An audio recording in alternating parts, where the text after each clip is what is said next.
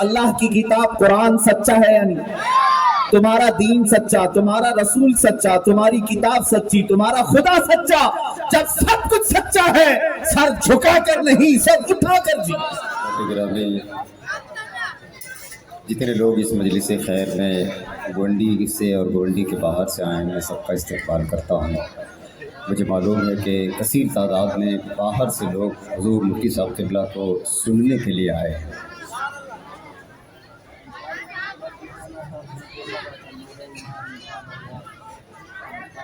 ہو جائے گی پل بھر میں الٹ پھیر چلا جا، تقدیر بدلنے میں نہ کر دیر چلا جا۔ یہ کس نے کہا تم سے کہ بگڑی نہیں بنتی، در در نہ بھٹک ایک دفعہ اجمیر چلا جا۔ یہ کس نے کہا تم سے کہ بگڑی نہیں بنتی، در در نہ بھٹک ایک دفعہ، ابھی بول سکتے ہیں، در در نہ بھٹک ایک دفعہ۔ جو ہم کو یہ بتاتے ہیں خودی کیا ہے خدا کیا ہے، انہیں جا کر کے سمجھاؤ ولی کا مرتبہ کیا ہے۔ جو ہم کو یہ بتاتے ہیں خودی کیا ہے خدا کیا ہے، انہیں جا کر کے سمجھاؤ ولی کا مرتبہ کیا ہے۔ جنازے کی نماز اپنی پڑھا کر میرے صابر نے حقیقت کھول کر رکھ دی، فنا کیا ہے بقا کیا ہے۔ حقیقت کھول کر رکھ دی، فنا کیا ہے بقا کیا ہے۔ نبی تشنہ کام بولتے ہیں، وہاں ساقی تو ساقی ہے جام بولتے ہیں۔ جہاں غلام نبی تشنہ کام بولتے ہیں، وہاں ساقی تو ساقی ہے جام بولتے ہیں۔ اور زبان کٹنے کا خطرہ جہاں پہ ہوتا ہے، وہاں پہ صرف نبی کے غلام بولتے ہیں۔ زبان کٹنے کا خطرہ جہاں پہ ہوتا ہے۔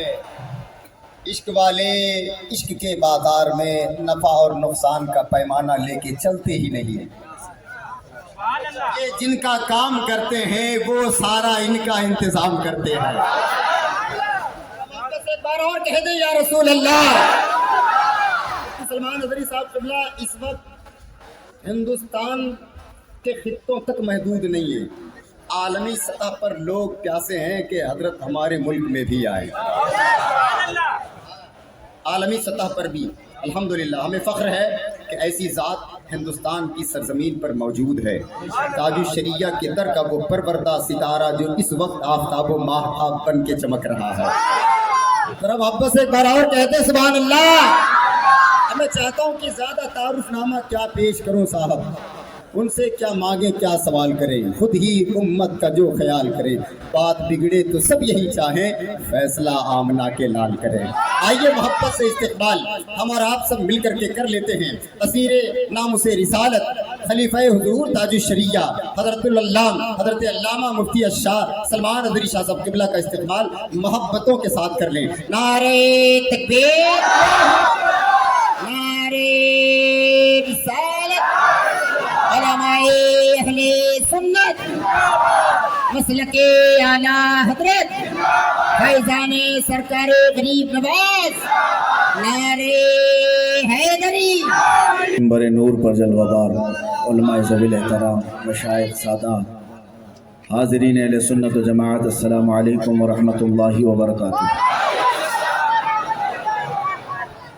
الحمدللہ الحمدللہ الحنان المنان الذي خلق الإنسان وعلمه البيان، والصلاة والسلام على رسوله سيد الإنس والجان وعلى آله وأصحابه ذوي الخير والإحسان، أما بعد فأعوذ بالله من الشيطان الرجيم، بسم الله الرحمن الرحيم، ولله العزة ولرسوله وللمؤمنين ولكن المنافقين لا يعلمون، صدق اللہ مولانا العظیم۔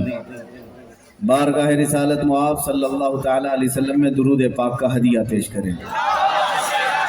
اللہم صلی علی سیدنا و مولانا محمد معدن الجود والکرم وآلہ واصحابہ الکرام وابنہ الکریم وبارک وسلم صلاة دائمتا سرمدا ابدا۔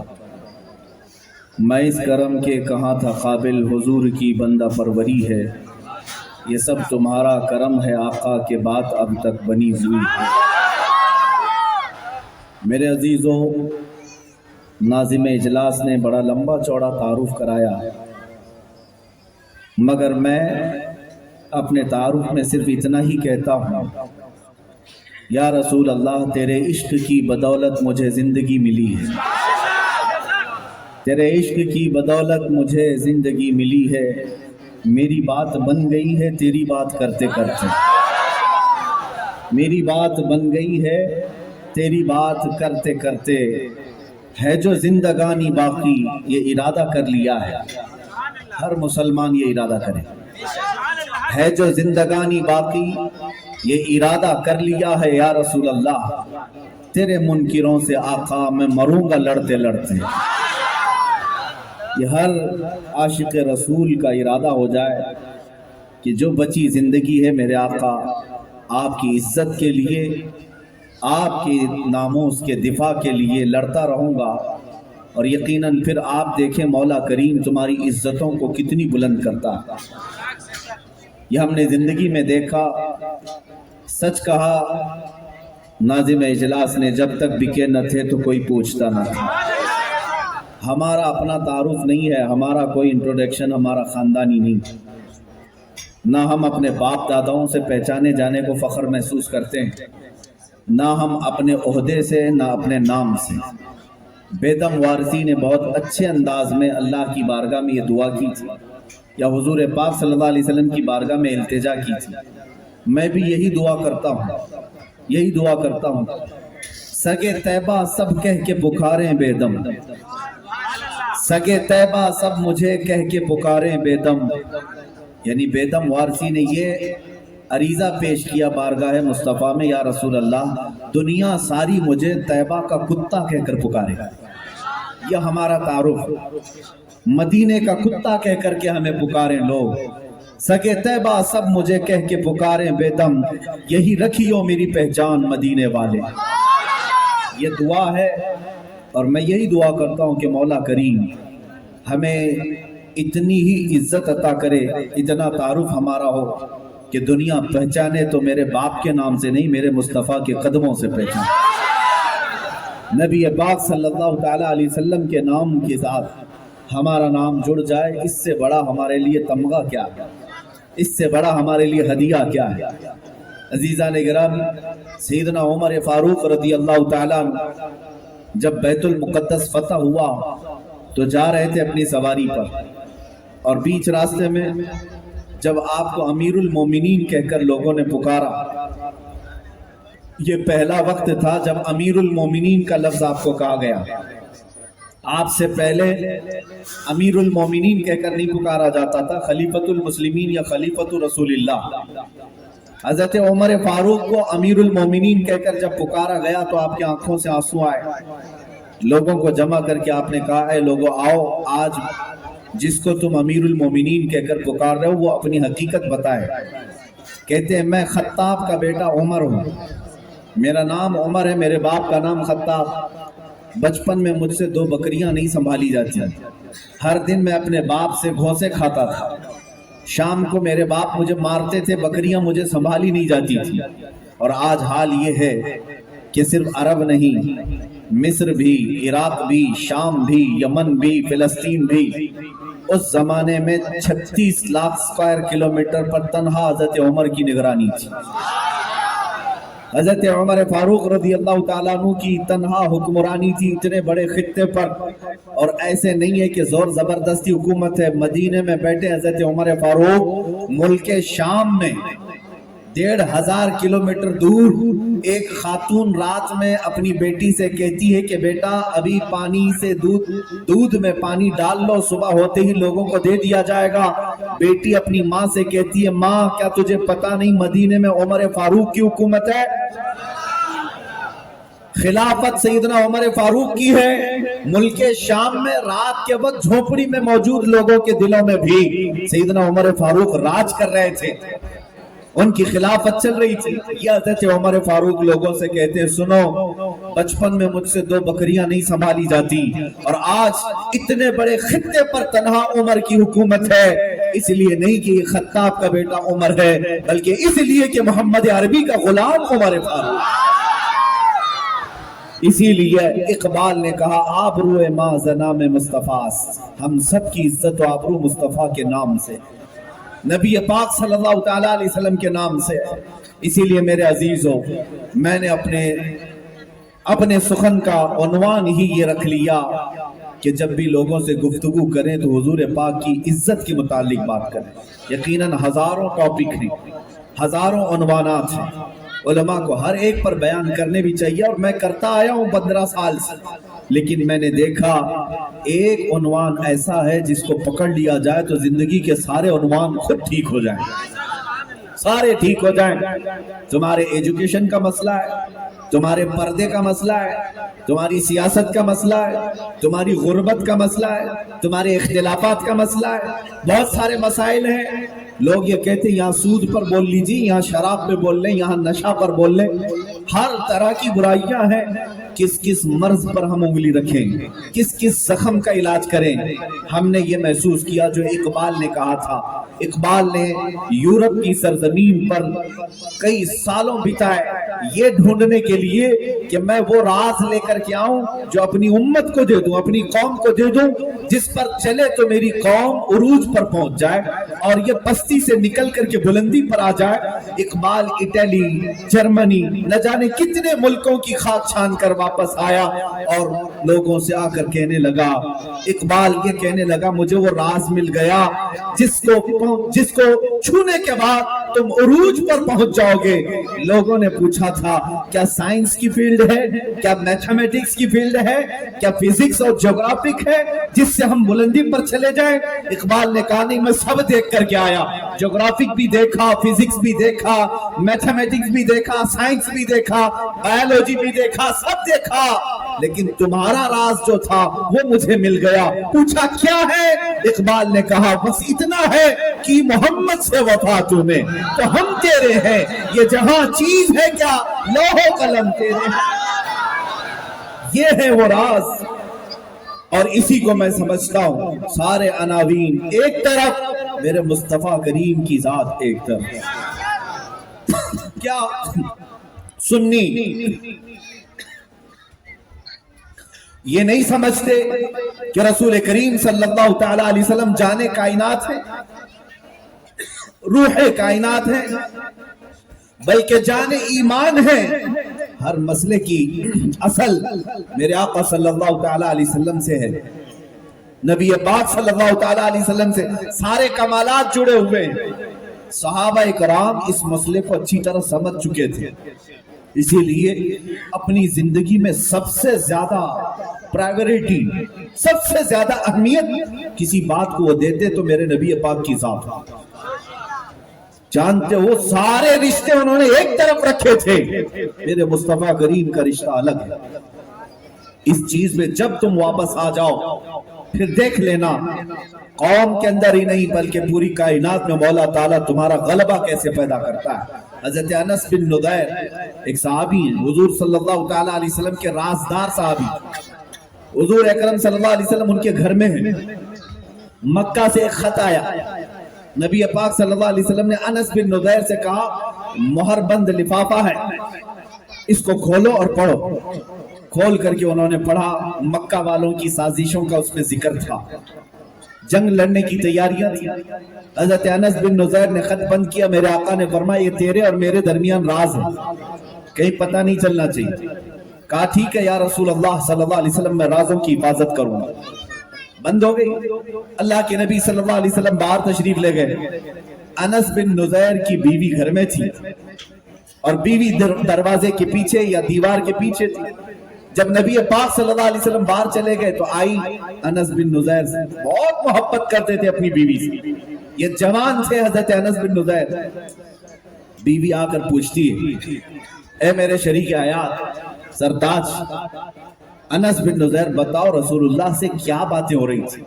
انہوں نے کہا تم کو اس میں کیا دخل ہے؟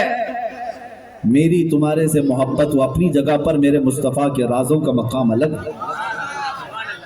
کہا کہ بتا تو صحیح کیا بات ہو رہی تھی؟ انس بن نضیر نے کہا یہ نہیں بتا سکتا۔ تو بیوی نے کہا نہ بتانا نہ بتاؤ، میں سب سن چکی ہوں، خط آیا ہے مکہ سے، اس نے یہ لکھا ہوا ہے، میٹر سن چکی تھی بیوی۔ اتنی بات تھی، حضرت انس بن نزیر نے اپنی بیوی کا گلا پکڑ لیا، گردن پکڑ لیا، کہا اس وقت تک میں تیری گردن سے ہاتھ نہیں ہٹاؤں گا جب تک خود رسول اللہ مجھے نہیں کہیں گے، اس لیے کہ میں میرے مصطفیٰ کریم سے غداری کبھی نہیں کر سکتا۔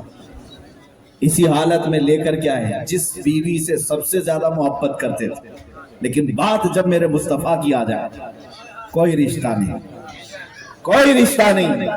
اسی کو حضور تاج الشریعہ بدر الطریقہ مرشد طریقت رحمت اللہ تعالی علیہ نے فرمایا تھا، نبی سے ہو جو بیگانہ اسے دل سے جدا کر، نبی سے ہو جو بیگانہ اسے دل سے جدا کر دیں، پدر مادر برادر جان و مال ان پر فدا کر، چاہے کوئی بھی ہو۔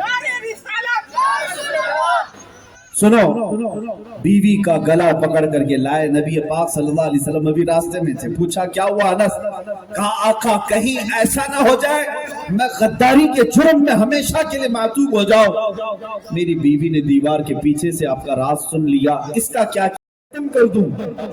نبی پاک صلی اللہ علیہ وسلم نے مسکرا کر فرمایا، انس پلاتی، خون جو ہے دودھ میں بدل جاتا ہے اور اس کو دودھ پلاتی رہتی۔ جانتے ہو ماں کے لیے بیٹے کی کیا حیثیت ہوتی ہے؟ ہر ماں جانتی، ایک اکلوتا کھو جائے کسی کا، اس ماں کی کیفیت دیکھ لینا، گلی گلی گھومتی رہے گی، بیٹے کو دیکھا ہے میرے کو، کئی کوئی دیکھا ہے، پریشان حال ہو جاتی۔ ماں کا جو بیٹے سے تعلق ہے وہ دنیا میں بہت عظیم ہے، لیکن مدینے میں ہم نے دیکھا، مدینہ طیبہ میں جنگ احد ہو گئی، یہ سخت جنگ تھی، بہت سخت جنگ تھی، جس میں کفار و مشرکین غالب آ گئے۔ بعد میں 70 صحابہ اکرام کی شہادت ہوئی اس جنگ احد میں۔ اسی جنگ میں حضرت امیر حمزہ کا سینہ چاک کر کے کلیجہ نکال کر چبایا گیا تھا۔ اسی جنگ میں حضرت عبداللہ بن جہش کے 80 ٹکڑے کیے گئے تھے۔ اسی جنگ میں حضرت انس بن نزیر کو پورے جسم کے ساتھ رون دیا گیا تھا، سوائے ان کی انگلی کے کچھ نہیں ملا۔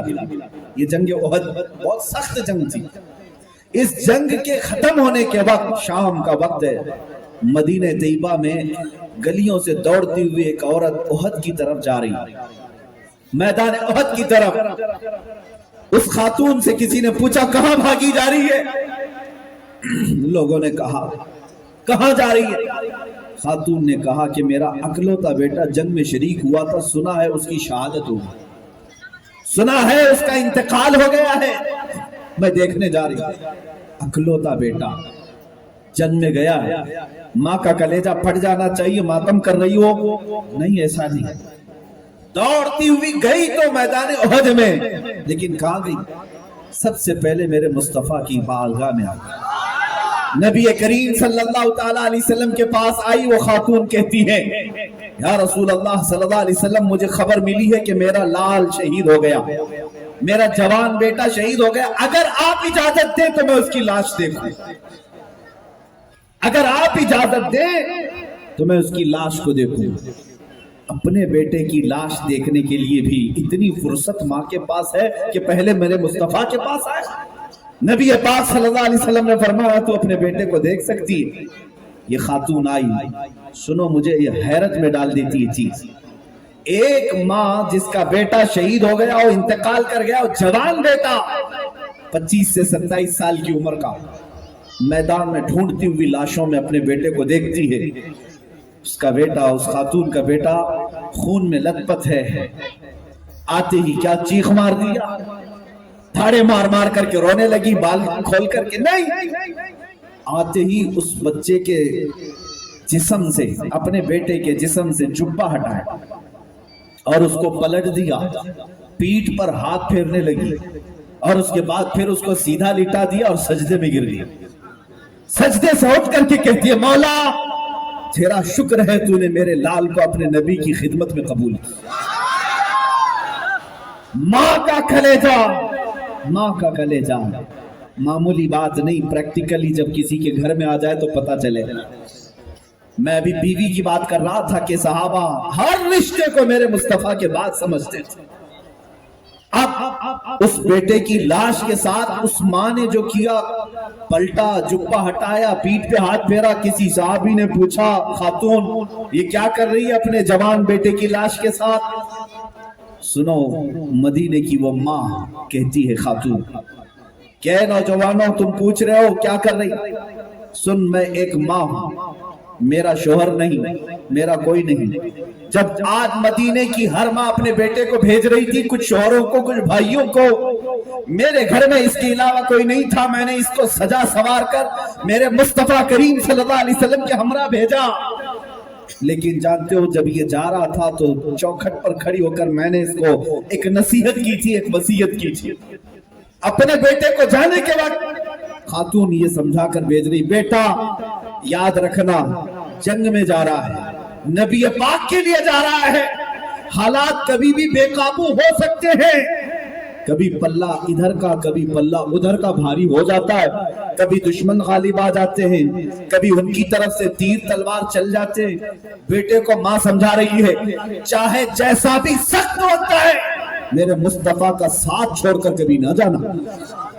माँ अपने बेटे को नसीहत कर रही है और फिर एक जुमला कहती है, कसम खुदा की, कसम खुदा की। वो खातून कहती है, बेटा अगर तू जंग के सख्त होने के वक्त, दुश्मनों के गलबे के वक्त मैदान छोड़कर भागते हुए पीठ से जख्म खा करके मरा तो मैं अपना दूध माफ नहीं करूंगी।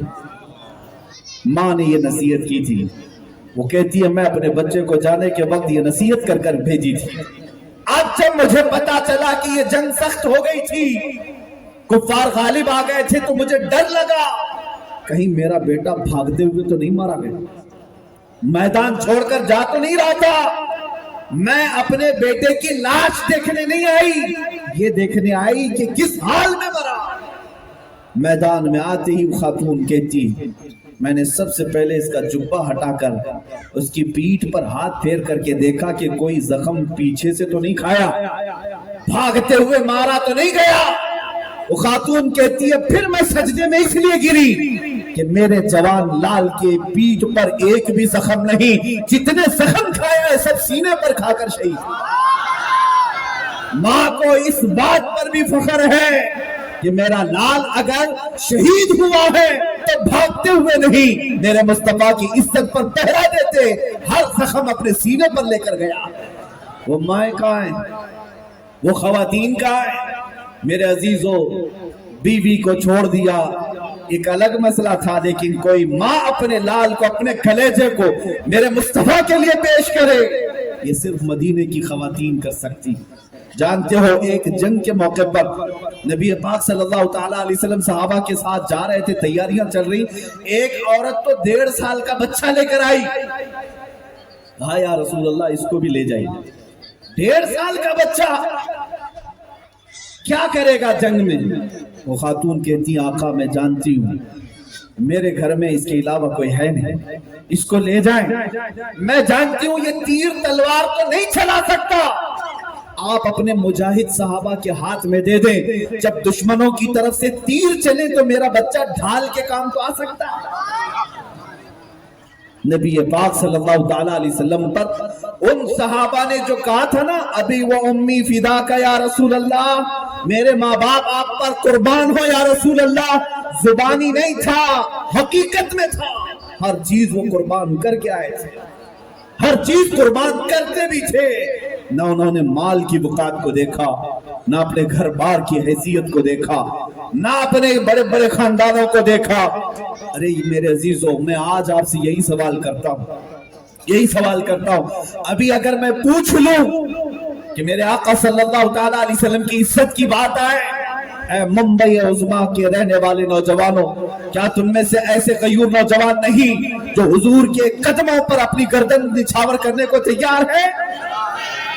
हर एक तैयार है, हर एक तैयार है, मुझे पता है। लेकिन आओ मदीने की उस बस्ती में ले जाता हूं। तुम तो गर्दन काटने की बात कर रहे हो, तुम अपनी जान देने की बात कर रहे हो, तुम अपनी जिंदगी निछावर करने की बात कर रहे हो, लेकिन कुछ छोटी चीजें छोड़ने की बात क्यों नहीं करते? कुछ गुनाह जो तुम्हारी जिंदगी में लगे हुए हैं, अगर हकीकत में मेरे मुस्तफा से मोहब्बत है तो इन गुनाहों को निकाल कर क्यों नहीं फेंकते, क्यों नहीं निकालते? गर्दन बाद में देना, जान बाद में देना। हजरत अनस रज़ियल्लाहु ताला हुजूर पाक सल्लल्लाहु ताला अलैहि वसल्लम के चहेते सहाबी, छोटी उम्र के हैं, جب ان کی عمر 10 سال کی تھی، یہ کہتے ہیں میں شراب کے قہوہ خانے جو ہوتے تھے جہاں بیٹھ کر لوگ شراب پیتے تھے، میں شراب سپلائی کرتا تھا پیالے بھر بھر کر کے. ابھی شراب حرام نہیں ہوئی تھی، بڑے بڑے لوگ آتے تھے شراب پیتے تھے. حضرت انس فرماتے ہیں میں پیالے بھر کر شراب سپلائی کرنے کا کام کرتا تھا. اچانک مدینے میں راستوں پر ایک منادی نے اعلان کرنا شروع کیا، یا ایھا المسلمون قال رسول اللہ صلی اللہ علیہ وسلم حرمت الخمر. اے مسلمانوں، اللہ کے رسول صلی اللہ علیہ وسلم نے ارشاد فرمایا کہ آج سے شراب حرام ہو گئی. یہ اعلان مدینے میں ہو رہا ہے. حضرت انس کہتے ہیں میں مٹکے پیالے لے کر کھڑا رہتا تو میں نے دیکھا قہوہ خانے میں جتنے بیٹھے ہوئے تھے، جس کے ہاتھ میں جیسا پیالہ تھا وہیں سے انہوں نے پٹک دیا. جو اپنے ہونٹوں تک لے گیا تھا پیالہ، کانوں میں آواز آئی کہ اللہ کے رسول نے فرمایا حرام ہے، وہی ہونٹوں سے دور کر کے انہوں نے پیالہ پٹک دیا، توڑ دیا، مٹکے توڑ دیا. وہ ایک دن ایسا تھا مدینے میں جہاں جہاں آواز گئی 50 سال پرانی شراب جمع کی جاتی تھی. 60 سال تک شراب جمع کی جاتی تھی. شراب جتنی پرانی ہو اتنی مہنگی ہوتی. پرانے مٹکے لا کر سارے لوگوں نے راستوں پر پھوڑ دیے. اور روایات میں ملتا ہے کہ اس دن دیکھا گیا مدینے کی پورے گٹر نالے سب شراب سے بہ رہے تھے، سب شراب سے بہ رہے تھے. کسی ایک کے گھر میں بھی شراب کا مٹکا تو دور، ایک گلاس بھی نہیں رہ گیا جس میں پیتے تھے، سب توڑ ڈالے.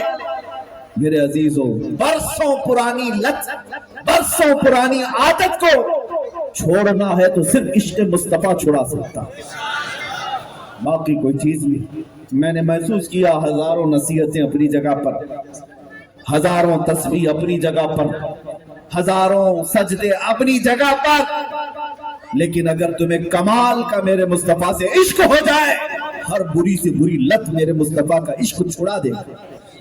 اسی لیے اقبال نے کہا تھا کہ محمد سے وفا ہر مسئلے کا حل ہے. انہوں نے رشتوں کو بھی دیکھا نہیں. آپ کو پتا ہے ایسی مصیبتیں انہوں نے اٹھائی. حضرت سلمہ رضی اللہ، ام سلمہ رضی اللہ تعالیٰ عنہ، ان کی شادی جن سے ہوئی تھی ابو سلمہ، مکہ کے رہنے والے. ام سلمہ ابو سلمہ، ان کا ایک بیٹا ہے. اس بیٹے کے ساتھ یہ لوگ ہجرت کرنے پر آ گئے. دونوں ایمان لائے میرے آقا صلی اللہ علیہ وسلم پر. دونوں کے خاندان مخالف تھے اور ہوا یہ کہ دونوں کے خاندان لڑ پڑے. لڑکی والے کہنے لگے لڑکا بھگا کر لے جا رہا ہے مدینے، ہم نہیں جانے دیں گے اپنی بیٹی کو. لڑکے والے کہنے لگے نہیں، جرم تمہاری لڑکی کا ہے، ہمارے بیٹے کو اس نے ایسا کر دیا ہے، ہم جانے نہیں دیں گے.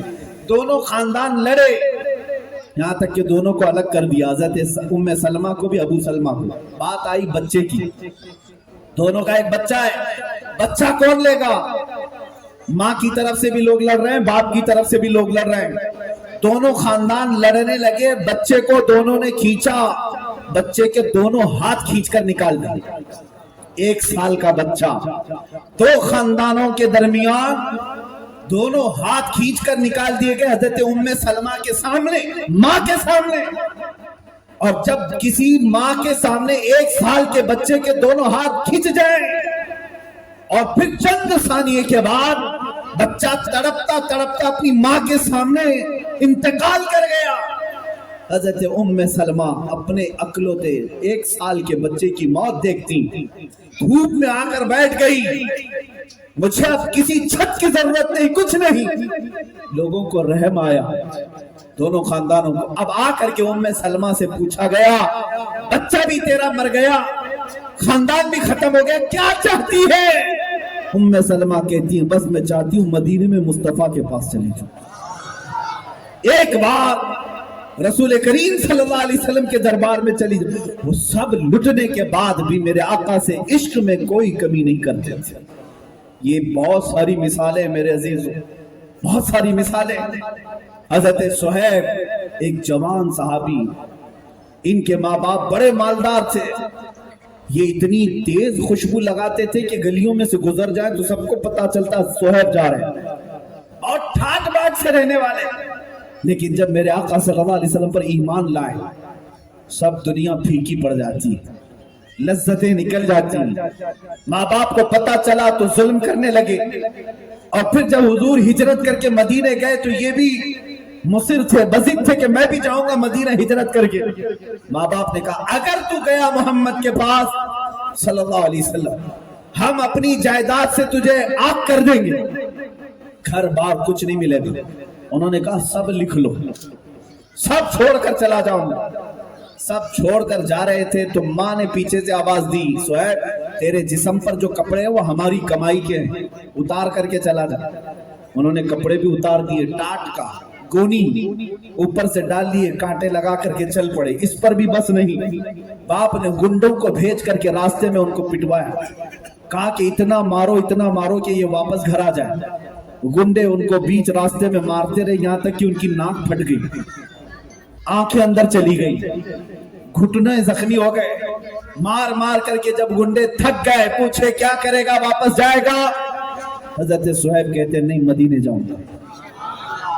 जख्मी हालत में जब सब कुछ निकल गया, 9 दिन पैदल चलते चलते मेरे मुस्तफा की बारगाह में आए। सहाबा कहते हैं एक शाम थी, जब मगरिब का वक्त था, हुजूर सल्लल्लाहु अलैहि वसल्लम अपनी गर्दन ऊंची कर करके किसी का इंतजार कर रहे थे। सहाबा ने पूछा कि या रसूल अल्लाह कोई कबीला आ रहा है, कोई वफ्द आने वाला है, कोई मेहमान? मेरे आका ने फरमाया बस मेरा एक दीवाना आने वाला है। हजरत सुहैब जख्मों में आए, नबी पाक सल्लल्लाहु अलैहि वसल्लम आते ही अपनी चादर निकाल कर उनको पहना देते हैं और मुआनका फरमाया। हजरत सुहैब कहते हैं या रसूल अल्लाह सारे जख्म में भूल गया जब आपने मुझको सीने से लगा दिया, और जिंदगी भर उस चादर को कभी छोड़ते नहीं थे जो मेरे आका ने उन्हें अता की थी। सब जख्मों का, सब दर्दों का इलाज बस मेरे मुस्तफा करीम की एक मुस्कुराहट है। इसीलिए मेरे अजीजों, मैं यही कहता हूँ, आप भी ये अहद करके उठो या रसूल अल्लाह हम गुनहगार तो हैं लेकिन आपके गद्दार नहीं। हर जुल्म हर सितम गवारा है, मुस्तफा बस तुम कह दो कि तू हमारा। मेरे आका एक बार तुम कह दो कि तू हमारा है, बस इसी पर जी लो मेरे अजीजों। आज दुनिया तुम्हें जो आजमा रही है, आज जो दुनिया तुम्हें तख्ता मश्क बनाई हुई है, हर कोई तुम पर अपना ट्रायल कर रहा है, इन पर ही सारे ट्रायल चलेंगे। हर एक का निशाना तुम ही हो, सारी कौमें तुम्हारे टारगेट बनाई हुई हैं। उसकी वजह यही है कि फुटबॉल कई लोगों की ठोकरों पर ही रहता है, इधर से भी उड़ाते हैं उधर से भी उड़ाते हैं। वजह यह है कि अंदर हवा भरी रहती है, अगर वजन हो जाए तो कोई पाँव नहीं उठाएगा। मेरे अजीजों, तुम्हारी हैसियत इतनी हो कि इश्क मुस्तफा से सीना भर जाए, कदम तो दूर की बात उंगली कोई उठाए तो मौला उसे हमेशा के लिए दफन कर खत्म फरमा दे। तुम्हें क्या लगता है कि अल्लाह की मदद नहीं आती, रसूल करीम सल्लल्लाहु अलैहि वसल्लम की इनायतें नहीं आती? उसकी जिंदा मिसाल मुझ जैसे निकम्मे को देखो। मेरा कोई बैक सपोर्ट नहीं, मैं कोई बहुत बड़ी सियासी पार्टी लेकर नहीं चलता, मैं एक गरीब फकीर हूँ। मेरे लिए अल्लाह करीम और उसके रसूल करीम सल्लल्लाहु ताला अलैहि वसल्लम की जात काफी है, और जिस जगह जाते मेरे मौला की मदद और इनायत साथ होती है। और हमने महसूस किया है जब तक रब ताला को मंजूर है कोई हमारा बाल भी बेका नहीं करेगा। और अगर हमारी जिंदगी खत्म होने पर आए, बड़े बड़े तूफानों की नहीं, एक चूंटी से भी हमारी हिलाकत हो सकती है, हमारी मौत हो सकती है। इसीलिए डरो मत और किसी से सहम कर रहो मत। मैं आपसे एक बात पूछता हूँ, क्या तुम्हारा दीन सच्चा है या नहीं? अल्लाह करीम की जात सच्ची है या नहीं? अल्लाह की किताब कुरान सच्चा है या नहीं? तुम्हारा दीन सच्चा, तुम्हारा रसूल सच्चा, तुम्हारी किताब सच्ची, तुम्हारा खुदा सच्चा। जब सब कुछ सच्चा है, सर झुका कर नहीं, सर उठा कर जियो, सर उठा कर जियो उनके सामने जिनके लिए पेशाब करने का तरीका नहीं, उनके सामने हमें झुकने की जरूरत भी नहीं। उनके लिए नहीं, हम झुकते हैं मेरे मौला करीम की बारगाह। इज्जत वालों के सामने हम खंदा पेशानी रहते हैं, हम आजिज़ी और इनकिसारी करते हैं। लेकिन मेरे अजीजों, अल्लाह करीम ने हमें उम्मत मुस्तफ़ा बनाया, आला हजरत का एक मैसेज देकर जाता हूं। कितनी बेहतरीन बात आपने फरमाई, खौफ ना रख रजा जरा, तू तो है अब्दे मुस्तफा। अब्दे मुस्तफा किसको कहते हैं? मुस्तफा का गुलाम है और फिर डर डर करके जीता है? नहीं, आला हजरत फरमाते खौफ ना रख रजा जरा, तू तो है अब्दे मुस्तफा, तेरे लिए अमान है, तेरे लिए अमान। और फिर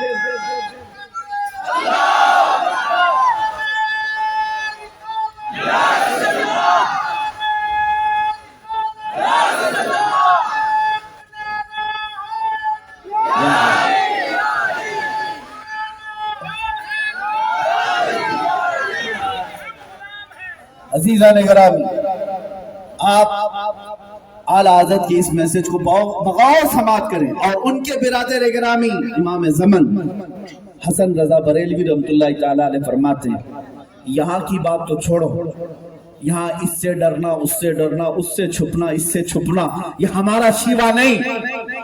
हक दीन पर है, हक बात करते हैं तो खुले आम रहेंगे इंशाअल्लाह। आमने सामने है, सारी चीजें हैं। इमाम ज़मन फरमाते हैं यहाँ की बात तो छोड़ो, कयामत के दिन की बात कहते हैं। ढूंढा ही करे सदरे कयामत के सिपाही, ढूंढा ही करे सदरे कयामत के सिपाही, वो किसको मिले जो तेरे दामन में छुपा हो, जो रसूल करीम सल्लल्लाहु अलैहि वसल्लम की इनायतों में हो।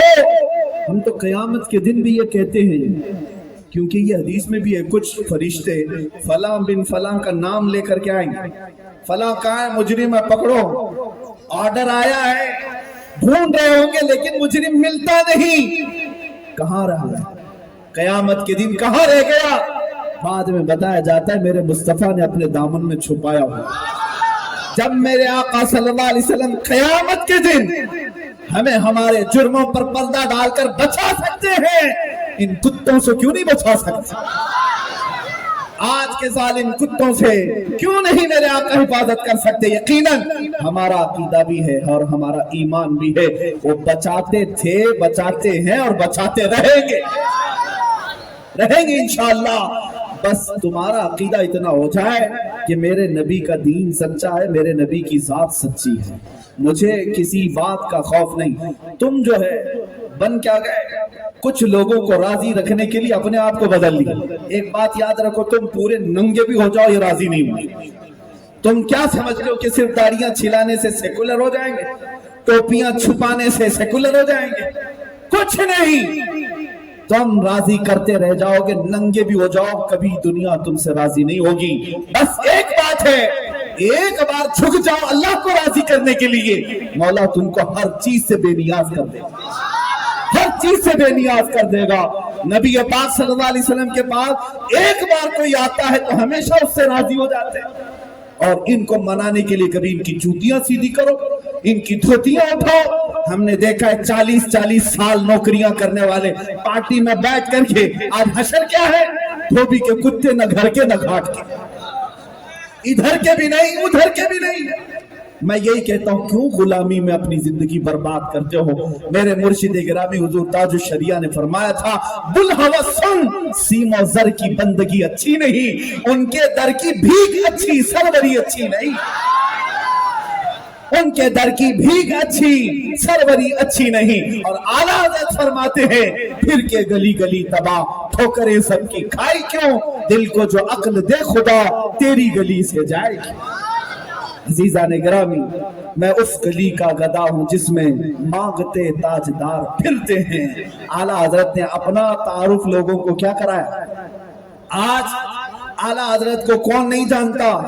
हिंदुस्तान तो हिंदुस्तान है, अरब के खित्तों में जिनको उर्दू नहीं आती, अपनी महफिलों में खड़े होकर मुस्तफा जाने रहमत पढ़ते, कहते ये पढ़ने में लुत्फ आता है, समझ में कुछ नहीं आता। पता चला आशिकों की जुबानी अलग होती है। आला हज़रत पूरी दुनिया इमामुल इस्लाम, इमाम मुजद्दिद और अपने जमाने का अबकरी मानती है और समझती है, बोलती भी है, लेकिन खुद आला हज़रत अपना इंट्रोडक्शन कैसा करवाते हैं? वो क्या है? वो कहते हैं, उस गली का गधा हूं मैं, उस गली का गधा हूं मैं जिसमें मांगते ताजदार फिरते। بڑے بڑے تاجدار جہاں مانگتے پھرتے ہیں، میں اس گلی کا گدھا ہوں۔ اور پھر اعلیٰ حضرت نے سب کو سمجھایا، اور اعلیٰ حضرت کا یہ شعر ہم کو سمجھ میں بھی آ گیا۔ ایک تو انہوں نے اپنا انٹروڈکشن کرایا، اس گلی کا گدھا ہوں میں جس میں مانگتے تاجدار پھرتے ہیں، اور ان کا ایک شعر میں پڑھتا ہوں، آپ کو ہندوستان کے ابھی سال بھر کے حالات سمجھ میں آ جائیں گے، سال بھر کے حالات سمجھ میں آ جائیں گے۔ ایک رافضی کتا نکلا، اس نے سوچا میں دین بدل لوں گا، نام بدل لوں گا، بہت بڑا وبال ہو جائے گا۔ کچھ وبال نہیں، ایسے کیڑے ہزاروں چلے جائیں، اسلام کا کچھ نہیں ہونا، اسلام کا کچھ نہیں ہوگا۔ اسلام تیری نبض نہ ڈوبے گی حشر تک، تیری رگوں میں رواں خون ہے 4 یار کا، کچھ نہیں ہونا۔ ایسے سڑے سڑے بڑے بڑے سب چلے گئے، نام بدل کر، دین بدل کر، گھر بدل کر۔ حالت یہ ہو گئی کہ جا کر کے دوسروں کی جوتیاں چاٹنے لگے۔ بعد میں 6 مہینے کے بعد پتا چلا انہوں نے بھی کتا بنا کر رکھا ہے، وہاں سے بھی نکل آئے اور سڑکوں پر پڑے رہ کر کے لوگوں سے کہنے لگے مجھے جان کا خطرہ ہے۔ اب نہ بیوی باقی رہی، نہ بچے باقی رہے، نہ دین باقی رہا، نہ نام باقی رہا، کچھ باقی نہیں رہا۔ پھر میں نے اعلیٰ حضرت کو پڑھا، اعلیٰ حضرت نے 100 سال پہلے کہا تھا یا رسول اللہ جو تیرے در سے یار پھرتے ہیں، جو تیرے در سے یار پھرتے ہیں، در بدر یوں ہی خار پھرتے ہیں،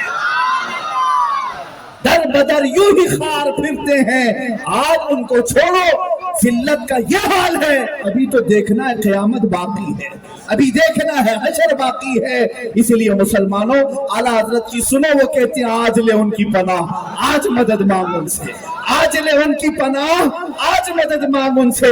کل نہ مانیں گے قیامت میں اگر مان گیا، آج اگر حضور کے ہو تو کل انشاءاللہ فخر سے کہو گے عرش حق ہے مسند رفعت رسول اللہ کی، دیکھنی ہے حشر میں عزت رسول اللہ، وہاں تو دیکھنی ہے۔ اور جو رسول اللہ کا ہے وہ فخر سے رہے گا۔ آج اگر عزت ہے تو میرے مصطفیٰ کی ہے۔ وہاں حضرت آدم سے لے کر عیسیٰ علیہ السلام تک میرے نبی کے گن گا رہے ہوں گے۔ ہر کوئی کہہ رہا ہوگا نا، ہر کوئی کہہ رہا ہوگا۔ اعلیٰ حضرت نے یہی تو کہا ہے خلیل و نجی مسیح و صفی سبھی سے کہیں نہ بنی، خلیل و نجی مسیح و صفی سبھی سے کہیں نہ بنی، یہ بے خبری کی خلق پھری کہاں سے کہاں تمہارے لیے، زمین و زمان تمہارے لیے، مکین و مکان تمہارے لیے، چنین و چنا تمہارے لیے، بنے تو جہاں تمہارے لیے۔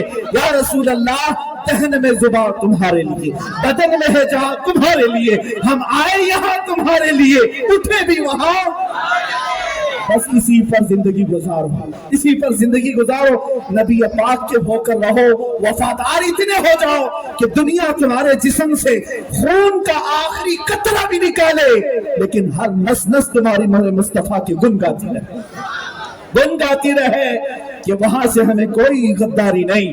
نبی پاک صلی اللہ تعالیٰ علیہ وسلم کی سنتوں کے ساتھ وفاداری، ان کی شریعت کے ساتھ وفاداری۔ آج ضرورت اسی بات کی ہے نوجوانوں، میں صرف اتنا میسج دے کر کے جاؤں گا، بہت جی لیا اس دنیا کی رنگینیوں میں، اس کی رعنائیوں میں، آ جاؤ ایک بار میرے مصطفیٰ کے قدموں میں، عزت دیکھو، عزت دیکھو۔ گرے ہوئے لوگوں کو بھی بہت عزت دے دی جاتی، پڑے ہوئے لوگوں کو اٹھا دیا جاتا ہے۔ کیا آپ نے یہ نہیں سنا ایک عرب نے آدمی کا بول بالا کر دیا، خاک کے ذروں کو ہمدوش سریا کر دیا، خود نہ تھے جو راہ پر اوروں کے ہادی بن گئے، کیا نظر تھی جس نے مردوں کو مسیحا کر دیا۔ میرے آقا صلی اللہ تعالیٰ علیہ وسلم کی ذات پاک ہے، ان سے جو وابستہ ہوا چاہے وہ حبشہ کا رہنے والا ہو، حضرت بلال کی شکل میں میرے مصطفیٰ سے وابستہ ہو جائے تو مولا اس کو خانہ کعبہ کی چھت پر بھی چڑھا دے گا۔ عزتیں یہ ہیں، عزتیں یہ ہیں جن کو پہلے نہ جانتی تھی دنیا، میرے مصطفیٰ کی نسبت نے ان کو آسمان ہدایت کا ستارہ بنایا۔ آج آپ کے ساتھ بھی عزت ہے اور پھر سے آئے گی، بس تم عزت کہیں اور ڈھونڈ رہے ہو۔ تم اپنے آپ کو یہ سوچتے ہو جتنا میں ماڈرن ہو جاؤں گا، جتنا پاش ہو جاؤں گا اتنی عزت ہوگی۔ خاک عزت ہے، نبی پاک صلی اللہ تعالیٰ علیہ وسلم کے قدموں میں جو عزت ہے وہ ختم کبھی نہیں ہوتی۔ اور دنیا کے اعتبار سے پاؤڈر لالی کی جو عزت ہے وہ جوانی تک رہتی ہے۔ آج آپ سوچتے ہوں گے فلمی سٹارز، ان کے ساتھ بھی بھیڑ ہوتی ہے، میں کہتا ہوں ذرا